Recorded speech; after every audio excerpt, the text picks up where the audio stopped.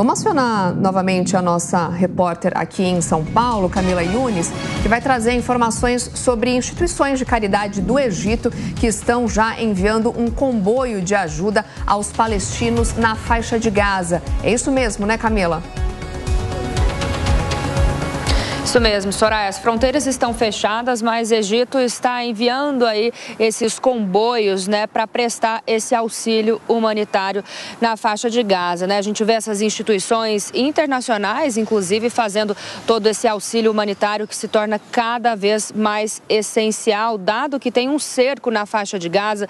Eles estão sem energia, começando a ficar sem alimentos. Inclusive, a própria Organização das Nações Unidas, né, se deslocou, a base estava fixada mais ao norte ali de Gaza, já foi para o sul desde que Israel deu essa determinação para que houvesse esse deslocamento. Então, Soraya, as informações que a gente tem é que esse comboio foi para Ismaília, cidade do Egito, até chegar à cidade de Rafah, que faz a fronteira, né? O município, a cidade que faz a fronteira ali entre o Egito e a faixa de Gaza. Esse comboio, ele é da Aliança Nacional para a Ação Civil de Desenvolvimento. O chefe do Comitê de Emergência e Socorro da organização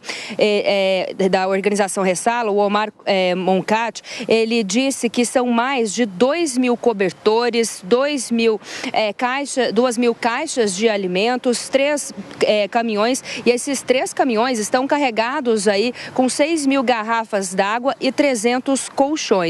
Então, essa organização, inclusive, né, essa instituição de caridade está tentando angariar mais doações, né, de alimentos que, como a gente falou, está escasso, fornecimento de água também, porque como não tem energia, várias estações de tratamento de água elas foram paradas, então o pessoal lá em Gaza está sem água tratada, e também as organizações de saúde, de doações também, elas falam da importância de doação não só desses alimentos, de cobertores, mas também de doação de sangue. São muitos feridos, né, com ferimentos graves, os hospitais têm tido dificuldades aí para prestar toda essa assistência, e o sangue é extremamente importante também nesse momento, né, Soraya? É uma situação completamente difícil, muito complicada, que a ONU inclusive fez alertas a respeito disso.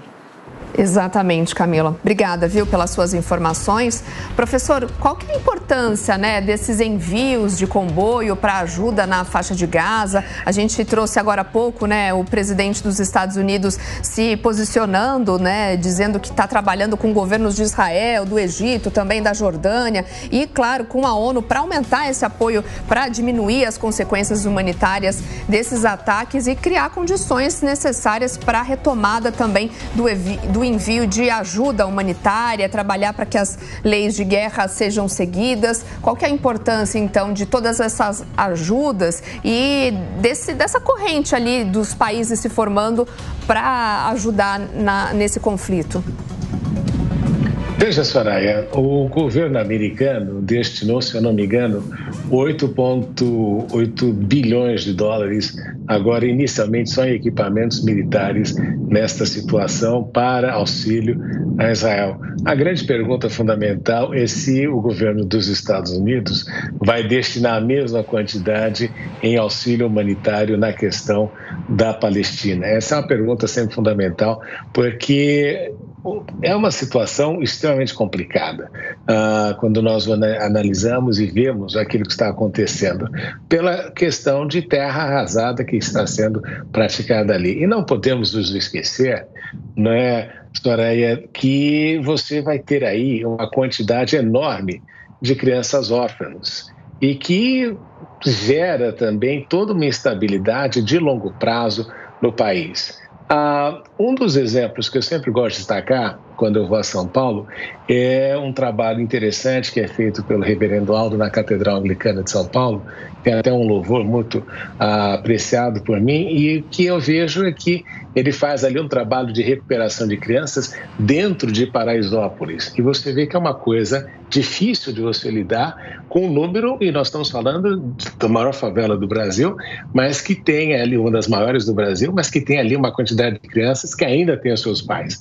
Imagina o trabalho humanitário que precisa ser desenvolvido nessa questão da Palestina quando você observa a quantidade de pessoas que morrem. É por essa razão que você tem um país com uma faixa etária muito jovem e justamente sem educação, sem auxílio à educação e com uma possibilidade de perpetuar este ódio ainda mais. Então, a comunidade internacional vai ser acionada, ela vai fazer a contribuição, mas nada vai substituir um pai, uma mãe, avós que morreram nesta questão da guerra. Obviamente que são culpados aqueles que elegeram e que deram ao Hamas a possibilidade de ascender o poder e o Hamas ser essa organização terrorista. Mas, infelizmente, isso é o que vai acontecer, não somente desta vez, mas vai se repetir, porque nós vemos que é um fenômeno que alastra-se particularmente diante do processo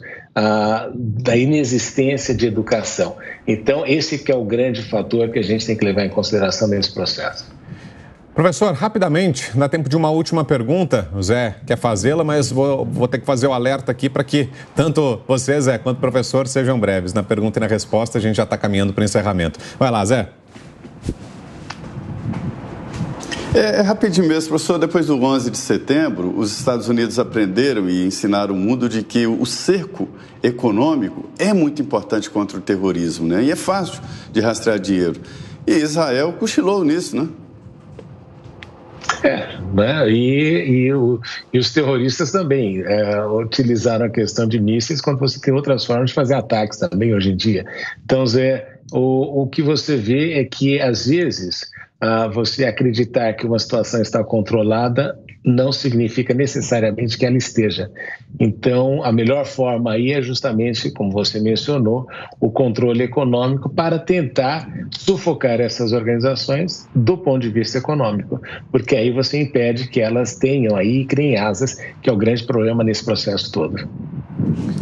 Perfeito, é a análise do professor de Relações Internacionais, Marcos Vinícius de Freitas, sempre com a gente aqui nessas coberturas especiais, nos ajudando a analisar o cenário internacional na Jovem Pan. Obrigado mais uma vez, professor, pela presença aqui nessa manhã de sábado. A gente segue em contato.